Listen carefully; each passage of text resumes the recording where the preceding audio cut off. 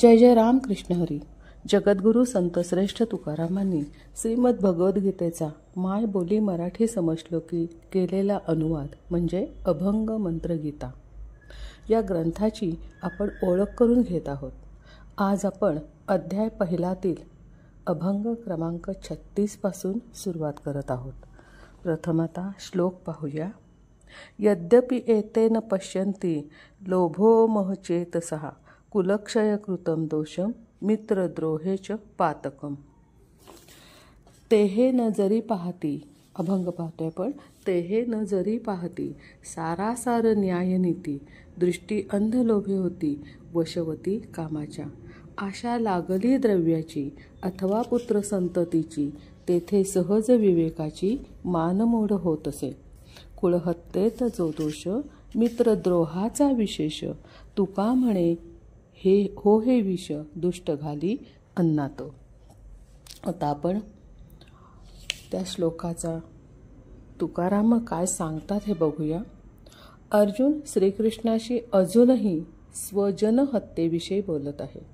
तो म्हणतो, हे युद्ध म्हणजे कुळाचा नाश हे दिसतेच आहे.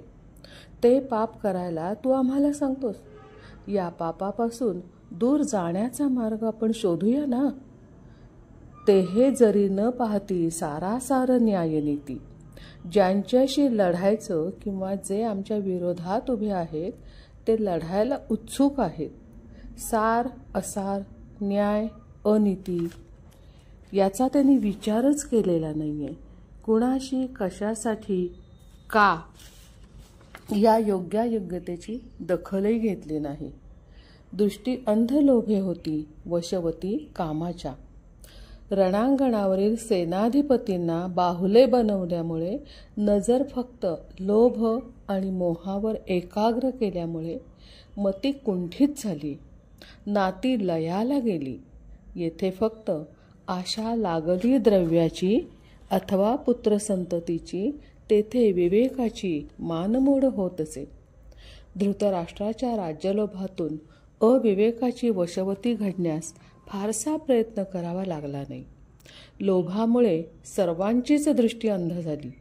विवेकाची मानमोड झाल्याने सर्व नियम उद्ध्वस्त झाले आणि यातून मित्राचा द्रोहातून नाश करणे हे विशेष कर्म मानले जाऊ लागले. या विशेष कर्मातून मला एक सांगावेसे वाटते की मैत्रीच्या भावनेने अभक्ष भक्षण आणि अपेय पान करण्यास मित्राला सहभागी करणे हेही सध्या तरी विशेष कर्म मानले जाते. आजही तुम्हाला असेच वाटते ना.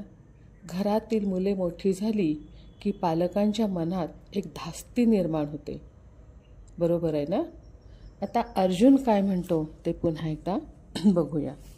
कुळहत्येच्या दोषाचा विचार फक्त अर्जुनच करू जाणे असं या अभंगात तुकारामाने गतकाळातील दुष्टपणाची एक आठवण करून देतात. अभंगात ओळ आहे, तुका म्हणे हो हे विष दुष्ट घाली अन्नात. दुर्योधन दुःशासन कर्ण यांनी भीमाला मारण्यासाठी अन्नातून विषप्रयोग केला आणि त्याला नदीत टाकून दिलं. भीम पाताळात म्हणजे नागलोकी पोचला. बुडला होता, त्याचा तो काही पोहत गेला नाही आहे. त्याचा जे काही शरीर होतं ते बांधून टाकलं होतं आणि तो तळात जात जात जात त्याच्या आजोळी पोचला. तिथे त्यानं कुंतीपुत्र म्हणून ओळख करून दिली. हा तर पृथ्वीराजाचा नातू. भीमाच्या म्हणजे आजोळच्या प्रजेने त्याच्यावर योग्य उपचार चालू केले आणि 8 दिवसात त्याला विषमुक्त तर केलेच, पण युद्धशास्त्रही शिकवून त्याच्यात 1000 हत्तीचं बळ त्याला प्राप्त करून दिलं. आणि अशा प्रकारे धष्टपुष्ट बलदंड झालेला भीम 8 दिवसांनी पुन्हा आपल्या घरी आला म्हणजे हस्तिनापुरी. आता कौरवांनी केलं काय आणि झालं काय, येथून पांडव सत्याचा विजय होतो हे अनुभवतच मोठे झाले. असो, या घटनेच्या आधीचा मित्रद्रोह पाहूया. तर धृतराष्ट्राशी गांधारीचं लग्न होण्यामागचा खोटेपणा समजताच भीष्माने गांधार देशीच्या 100 राजपुत्रांना मरेपर्यंत बंदिवासात उपाशी ठेवलं आणि त्यातून मुश्किलीनं बाहेर आला तो शकुनी मामा. कौरवांचा निर्वंश होण्याच्या सूडाच्या भावनेने शकुनी मामा हस्तिनापुरी आला. गांधार आणि कुरु यांच्यात विशेष मैत्रीत विशेष द्रोह निर्माण झाला होता. त्यातून महाभारताचे बीज रुजले गेले. आता पुन्हा एकदा याच अभंगातून तुकारामांना आठवलेली गतकाळातील उदाहरणे पाहूया. याच अभंगातील एक एक चरण घेऊया आणि त्याच्यासमोर गतकाळातील एकेका कथेचा उल्लेख करूया. सारासार न्यायनीती. इथे आठवतात विदुराची न्यायनीती. दुसरा आकडा आहे दृष्टी अंध लोभे होती, म्हणजेच प्रज्ञाचक्षु धारण केलेला राज्यलोभी धृतराष्ट्र. आणखीन तिसरी ओळ आहे वशवती कामाच्या. शकुनीने सारीपाटाच्या खेळासाठी वश केलेल्या कवड्या. चौथा आहे आशा लागली द्रव्याची. इथे दुर्योधन आठवतो. तो म्हणतो 5 गावच काय पण सुईच्या टोकावर बसणारे मातीसुद्धा मी देणार नाही, असा दुर्योधन. 5वा आकडा अथवा पुत्रसंततीची. आता पुत्रसंतती म्हटल्यावर पुन्हा आठवण होती ते दृष्टद्युम्न पुत्रासाठी द्रुपदाने घेतलेले कष्ट, ते म्हणजे द्रोणाचार्यांशी शत्रुत्व. 6वा आकडा कुळहत्येत जो दोष. गांधार. आता इथं कुळहत्येचा दोष पुन्हा. गांधार राजाची 100 मुलांना मारून कौरवांच्या 100 जणांची हत्या करून कुरुवंशाचा झालेला नाश. एकच कुळ नाही आहे इथं. पुढे मित्रद्रोहाचा विशेष. गांधार व कुरु यांच्यातील विशेष मैत्री, राजांची मैत्री आणि राज्याची पण मैत्री, त्यातून घडलेलं हे सगळं महाभारत. आणि पुढचा आकडा आहे तुका म्हणे हे हो विष दुष्ट घाली अन्नात. मग अशीच आपण पाहिलेलं भीमाला अन्नातून घातलेलं विष. एकूण निष्कर्षाप्रत येताना दिसते ते लोभ निर्माण झाला की त्यातून द्रोह बाहेर पडतो आणि या द्रोहाचे विष बनते. या एकाच अभंगात अख्खं महाभारत आपल्यासमोर उभं केलं तुकारामांच्या अभंग रचनेच्या कौशल्यातून. कौरवांच्या कुलक्षयाचा फिरता रंगमंचच आपल्यासमोर फिरत राहिला. पुन्हा एकदा या अभंगाचे स्मरण करूया आणि अभंग वाचन करूया. कशासाठी तर वर ज्या मी ज्या ओळी दिल्यात त्या पुन्हा एकदा ऐका. तेहे न जरी पाहती सारासार न्यायनीती. दृष्टी अंध लोभे होती वशवती कामाच्या. आशा लागली द्रव्याची अथवा पुत्र संततीची. तेथे सहज विवेकाची मानमोड होत असे. कुळहत्येत जो दोष मित्रद्रोहाचा विशेष. तुका म्हणे हो हे विष दुष्ट घाली अन्नात. आता पुढच्या अभंगात आणखीन आपल्याला काय काय समजायला सोपं जातंय का अवघड जातंय हा उल्लेख आहेच इथं, पण एकदा बघूया. अभंग क्रमांक 37. यामध्ये आता आपण आधी श्लोक बघूया. कथम न ज्ञेयम अस्माभिः पापात अस्मात् निवर्तितुं कुलक्षयकृतं दोषं प्रपश्यद्भिः जनार्दन. अभंग. ज्याच्या भेणे साधन करी लंघने साधने डोंगरी. ज्याते पाहता कंसारी तू हातचा सुटसी. तया पातकापासोनी सुटो आम्ही हो कैसेनी. निंद्य कर्म आचरोनी वंद्य होऊ हे कैसे. जनार्दना विष खाता कैचे अमरत्व आता. जाणत व्याघ्रजाळी जाता आता भला कैसेनी. तैसे कुळ हत्ते माझी दोषे पुण्य लोपे बाजी. तुका म्हणे विनवाजी हे देखता प्रत्यक्ष. आता या अभंगात कृष्णाचा उल्लेख कंसारी या विशेषणाने केला आहे. विशेषण नाम कंसारी. आता हे फक्त कृष्णालाच लागू पडतं. अन्यायातून प्रजेला मुक्त करण्यासाठी कंस वध करण्याशिवाय दुसरा पर्याय नव्हता. कारण त्या कंसाचं अतिरेक झालेली जी सगळी बंधनं होती त्यातून प्रजेला मुक्त करायचं होतं. आता हा मामा कृष्णाचा आणि त्याचा वध श्रीकृष्णाने मुष्टियुद्धातून स्वतःच्याच हाताने केलाय.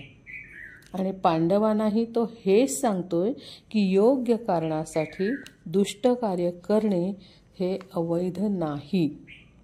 इथं श्रीकृष्णानं आधी केले मग सांगितले हे यातून गाथेतील जी उक्ती आठवते. अजूनही अर्जुन आणि हे ऐकूनही अर्जुन आप्तवधाला मात्र विषच मानतोय आणि विचारतोय, निंद्य कर्म आचरोनी वंद्य होऊ हे कैसे. अनेक विचार एकत्र आल्याने अर्जुनाच्या मनात विचारांची जाळी, त्याला तो व्याघ्रजाळी असं म्हणतोय, आणि ह्या व्याघ्रजाळीत अडकून पडायची त्याला भीती वाटते. जाणत व्याघ्रजाळी जाता आता भला कैसेनी. कुळहत्येचा दोष समजल्याने त्यातून बाहेरची वाटच सापडत नाहीये, कारण त्याला ते पापच वाटते अजून. या गुंत्यात अडकलेल्या अर्जुनाची यानंतरची अवस्था काय ती आपण पुढच्या अभंगात बघूया. अभंग 38. आधी आपण श्लोक बघूया. कुलक्षये प्रणश्यन्ति कुलधर्मः सनातन धर्मे नष्टे कुलम कृत्सम अधर्मः अभिभवति उत. याचा अभंग. कुलक्षयेच सत्य जाणता श्रीपती, मग त्या वृद्धी होती अधर्माच्या अनंता. कुलधर्म परंपरा केला विधीने संसारा, त्याच्या सहज मातेरा हाते आमुच्या होत असे. धर्मनाशे सर्व कुळ वश अधर्मा सकळ, देखत अन्यायाचे फळ लाचीव न्याय होत असे. तुका म्हणे पार्थ शब्दी देवा लागली समाधी, तेणे वचनेही कधी पैगा नमती ऐकली. आता अभंगाची सुरुवातच कुळक्षयापासून होते. श्रीकृष्णाला श्रीपती संबोधून कुळ, कुळधर्म, कुळाचार, कुलपरंपरा याचे वर्णन अर्जुन करतच राहिलाय. म्हणतोय अर्जुन की कुलपरंपरेने आम्ही संसार केला, स्वतःपेक्षा कुळाला महत्त्व दिलं. आज त्याच कुळाचा नाश होईल, सर्व कुळच अधर्मात वश होईल. माझ्या हातून अधर्मीय अन्याय होईल. किती पिढ्यांना हा त्रास भोगावा लागेल हे काय सांगू. कुळाचा नाश हे एक पाप आणि पिढ्यांना होणारा त्रास हे दुसरे पाप. माझ्यासमोर पापाचा डोंगरच उभा राहील आणि ह्या पापाची भागीदारी मी का सोसू. अर्जुनाचे हे शब्द ऐकून देवा लागली समाधी. देव अनंत श्रीपती चिंतामग्न झाला, त्याला समाधी लागली. कर्मज्ञानातून मागचा पुढचा विचार करणारे अनपेक्षित प्रश्न अर्जुनाच्या तोंडून ऐकल्यामुळे त्याचे उत्तर देण्याऐवजी देव गप्पच झाले आणि त्याची समाधी लागली. तुकारामांच्या अभंगातील अर्जुन दृश्य जगाचे कर्म आणि त्याचा अदृश्य जगावर होणारा परिणाम, त्याचा संदर्भ, त्याचे फलित सांगतोय. अर्जुनाच्या अभ्यासाचे वैशिष्ट्य हे अभंगात प्रकट होते. अर्जुन उवाच अजून चालूच आहे. पुढील अभंगात आणि काय होते ते पाहू. 39. पहिल्यांदा श्लोक बघूया. अधर्मामि भवात कृष्ण प्रदुष्यन्ति कुलस्त्रियः, स्त्रीषु दुष्टासु वार्ष्णेय जायते वर्णसंकरः. अभंग बघूया. देव न बोलेच काही, तेणे भ्याला तो हृदयी, काय महाराजा ठाई विचार जो येईल. आम्ही जरी न बोलावे तरी वाहाव तो भवे, काढो न काढो स्वभावे, आम्ही टाहो फोडणे मग विनवी फाल्गुन. अधर्माच्या बळे जाण, दुष्ट कुलस्त्रिया पूर्ण होती यांचा अनुभव. त्यांच्या दोषे यादव राजा, होती वर्णसंकर प्रजा, तुका म्हणे बीजा पासून ते अंकुर. देवन या अभंगात देवन बोलेच काही म्हणजे कृष्णाची समाधी अजून उतरलेली दिसत नाहीये. ते भ्याला तो हृदयी. आता हृदय हे भावना, प्रेम संबंधितच वर्णन करते. हृदय म्हणजे जीव की प्राण. अर्जुनाच्या भावनांचा निपटारा करण्याचे नेमकेपण कृष्णाच्या हातात अजूनही आले नसावे. त्याला जर वैचारिक धक्का बसला तर काही होऊ शकतं. हा प्रश्न देवाला पेचात आणतो. मी अर्जुनाची समजूत कशी काढू? त्याचे मन, भावना दुखावल्या, त्याचा परिणाम त्याच्या शरीरावर, हृदयावर झाला तर? आणि ही भीती कृष्णाला सतावते. प्रसंग किती नाजूक आहे तुकारामांच्या अभंगातून समजते.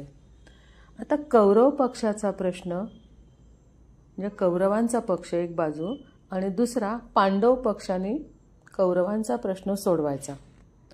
प्रश्न आहे राज्याशी संबंधित आणि त्या प्रजेशी संबंधित.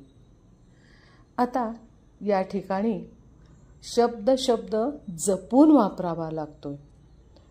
का तर आजची पण आपण जर विचार केला तर रोजच्या बातम्या आणि काथ्याकूट ऐकल्याने आजही हीच अधर्मीय परिस्थिती, महाभारताची परंपरा थांबलेली नाही आहे. तुम्हाला असंच वाटतंय ना? पण यातून मार्ग फक्त कृष्णच काढू शकतो, हे लक्षात ठेवायला हवे. असो, कृष्ण म्हणतो, आम्ही जरी न बोलावे तरी वाहवतो भवे. काहीच न बोलावे तर हा अर्जुन म्हणजे धर्म भयाच्या म्हणजे भावनिकतेने वाहवत जाणार, प्रवाहातून वाहवत जाणार. काढो न काढो स्वभावे आम्ही टाहो फोडणे. आता मला टाहो फोडून सांगितलेच पाहिजे, त्याशिवाय अर्जुनाला त्याचा स्वभाव म्हणजे कर्तव्य म्हणजेच धर्म समजणारच नाही आहे. आणि त्यासाठी पुन्हा हा कृष्ण विचार चिंतनात केला आणि मग म्हटला, मग विनवी फाल्गुन. अर्जुन अजूनही श्रीकृष्णाला विनवणीतून सांगतोय की अधर्माच्या बळे जाणं दुष्ट कुलस्त्रिया पूर्ण. सर्व कुळ अधर्मात बुडाले की कुलस्त्रियांचे वर्तन बिघडणार. आणि त्याचं वर्णन आहे, होती याचा अनुभव, होती याआधी असे घडले असावे. आपल्याला गतकाळ आठवावा लागेल, कारण होती हा सगळा आहे. तर या इथं होती याचा अनुभव एवढीच अर्धी ओळ आहे, पण आपल्याला त्याचा विचार करायलाच हवा आहे. याच्या अनुभवाचा इतिहास काय काय त्याचे संदर्भ आपण पाहूया. पहिला आपण बघूया की शंतनूच्या प्रेमात पडलेल्या सत्यवतीला मागणी घालायला भीष्म गेला. तेव्हा तिने भीष्माला 3 अटी घातल्या. पहिली राज्याचा त्याग, दुसरी सिंहासनाचा दास आणि तिसरी ब्रह्मचर्य पालन. या 3ही अटींचे पालन करायला भीष्माला करावेच लागले. त्यानं कबूलही केलं आणि शेवटपर्यंत तो त्या 3ही प्रतिज्ञेशी एकनिष्ठ राहिला. आता इथे सत्यवतीने फक्त स्वतःचाच विचार केला आणि स्वार्थ साधला. राजघराण्याचा, राजकुलधर्माचा विचार केलेलाच नाहीये. आणि त्यातून तिनं भीष्माचे स्वत्व सगळं काढून घेतले 3 अटी घालून. त्यामुळं सत्यवचनी एकनिष्ठ कुलोत्पत्ती झालीच नाही. आणि ही झाली कौरव पांडवांच्या जन्माआधीची कथा.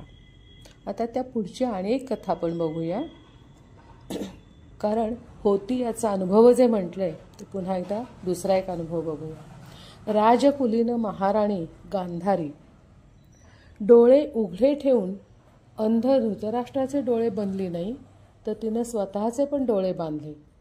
आणि आई वडिलांच्या आंधळेपणाने 100 कौरवांच्या वाह्यात वर्तनाला कोण ठेवणार निर्बंध आणि कोण घालणार अटकाव? कारण कौरवांच्या आईवडिलांना दिसत नव्हते आणि भीष्माला दिसले तरी प्रतिज्ञेनुसार बोलायचे नव्हते. त्यामुळे अधर्माच्या घटनांची मालिका ही अशी चालू झाली आणि चालू राहिली आणि त्यातून महाभारताचे महायुद्ध घडले. आता कुलीन स्त्रियांच्या बेजबाबदारपणाने अधर्माला खत पाणी घातले गेले आणि तो फोफावतच राहिला. तुका म्हणे बीजापासून ते अंकुर या अभंगातून तुकाराम आपल्याला महाभारताच्या ऐतिहासिक घटनांचे बीज कुठे रोवलं गेलं होतं तिथपर्यंत आपल्याला घेऊन गेले. आपल्याला हा अभंग वाचून काय वाटते ते शब्दात नाही सांगता येणार, वैचारिक सखोलतेची अनुभूती मात्र इथे मिळते. भगवद्गीता अनेक वेळा वाचली जाते, पाठही होते, पण त्याचा अर्थ मात्र आपल्याला तुकारामांच्या अभंग रचनेतून सोप्या शब्दातून श्लोकाचा मतितार्थ समजतोय.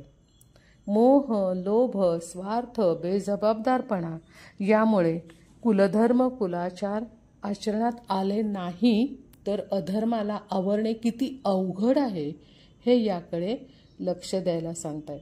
ते तुमच्या आमच्यासाठीच ना, पण लक्षात कोण घेणार? असो, आता पुढील अभंगात आणि काय ते पाहूया. आता अभंग क्रमांक 40 आणि त्याचा श्लोक पहिल्यांदा वाचूया. संकरः नरकाय एव कुलघ्नानां कुलस्य च पतन्ति पितरः हि येषां लुप्तपिंडोदक क्रिया. आता अभंग बघूया. त्या संकरे नरक प्रकारे अनेक होती हा विवेक सर्वा ठावा. कुळघ्नांच्या कुळा लागे दोष ज्वाळा मग तो उन्हाळा खडखडीत. पिंडोदक क्रिया लोपे देवराया वोडंबरी वाया जाय जैसी. तुका म्हणे सर्व पूर्वजांसी चव जळी भंगे नाव कोण तारी. या श्लोकाचा अनुवाद किंवा अभंग रचना करताना वर्णसंकराने कुळाला होणारा त्रास अधिकाधिक एक एक पदर उलगडून सांगितलेला आहे तो तुकारामाने.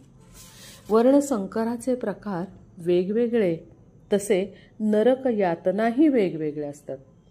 चित्रगुप्ताचे गणित दोषानुसार शिक्षा असेच असते. तिथे नातीगोती, तुझं माझं, दयामाया किंवा घराणेशाहीचा वशिला चालत नाही. हा विवेक सर्वा ठावा हे तुम्हाला आणि मला सर्वांना माहीत आहे. कुळधर्मातून अधर्म घडला की त्याची धग सर्व कुळाला लागते आणि सर्व कुळाचे आयुष्य रखरखीत बनते. म्हणून अभंग आहे. कुळघ्नाच्या कुळा लागे दोष ज्वाळा मग तो उन्हाळा खडखडीत. यासाठी यानंतर जो विधी त्याहीबद्दल अभंगातील अर्जुन म्हणतो. पिंडोदक क्रिया लोपे देवराया वोडंबरी वाया जाय जैशी. आता येथे शास्त्रानुसार आधार घेऊन तुकाराम महाराज सांगतायत की वोडंबरी म्हणजे गरुड पुराणातील गारुडी विद्या ही शुद्ध आणि स्वच्छ मनानेच केल्यास मृत शरीरातही जिवंतपणा येतो, असं त्याचं वर्णन वाचायला मिळालं. आता अधर्माच्या मार्गाने जाणाऱ्याजवळ ही विद्या असूनही तिचा उपयोग होत नाही. पिंडदान श्राद्ध केले तरी ते तीळ तांदूळ पाणी पितरांपर्यंत पोचत नाही. तुका म्हणे सर्व पूर्वजांसी चव जळी भंगे नाव कोण तारी. आपले आयुष्य म्हणजे नाव, ह्या टोकापासून त्या टोकापर्यंत जाणारे, त्यात सर्व आपतेष्टांना बसवून पार करायचे असते. जनसागरातून जाणाऱ्या या नावेला वर्णसंकर किंवा अधर्म यामुळे न मुजणारे भगदाड पडते आणि ती नाव पुढे जाणार कशी.